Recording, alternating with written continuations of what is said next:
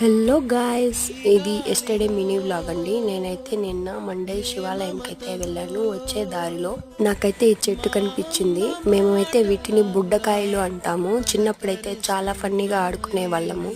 అందుకనే నాకు ఈ చెట్టు చూడగానే చైల్డ్హుడ్ మెమరీస్ గుర్తొచ్చాయి. చూసారా ఎంత బుడ్డగా ఉన్నాయో, అందుకే మేము బుడ్డకాయలు అనేవాళ్ళము.